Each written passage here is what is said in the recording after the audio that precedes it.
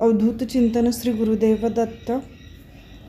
तर मी गेल्या शनिवारपासून पारायण केलेलं आहे आपल्या गुरुचरित्र या ग्रंथाचं। शनिवारपासून म्हणजे शुक्रवारी रात्री गाईला घास आणि 4 कुत्र्यांना नैवेद्य म्हणजे तो चपातीचा घास आपण देतो ते देऊन शनिवारपासून मी पारायणाला सुरुवात केली। साप्ताहिक पारायण होतं माझं आणि आज त्याची पारायण कंप्लीट झालं, म्हणजे गुरुचरित्र हा ग्रंथाचं पारायण कंप्लीट झालं। उद्या त्याची सांगता करणार आहे मी।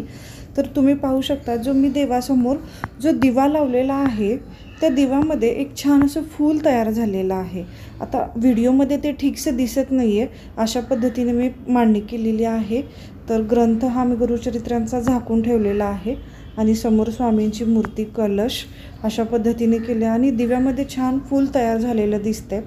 तर मी असं ऐकलं होतं बऱ्याच ठिकाणी की जेव्हा पण आपण देवासमोर जो दिवा लावतो त्या दिव्यामध्ये फूल, चंद्र असं बरंच काही दिसतं, पण ते मला कधी दिसलं नव्हतं। आज पहिल्यांदा मला हा अनुभव आला, तर म्हटलं चला तुम्हा सगळ्यांबरोबर शेअर करू। आणि जेव्हा पण असं फूल दिसतं तेव्हा असं मी ऐकलं होतं की आपण केलेली सेवा ही देवापर्यंत पोहोचते। हे खरं आहे की काही मला माहीत नाही, ते तुम्ही कमेंट करून मला सांगा। जर आपल्या दिव्यामध्ये फूल तयार झालं तर ती सेवा आपली देवापर्यंत पोहोचली। मलाही खूप छान वाटलं, प्रसन्न वाटलं की माझी सेवा देवापर्यंत पोहोचली।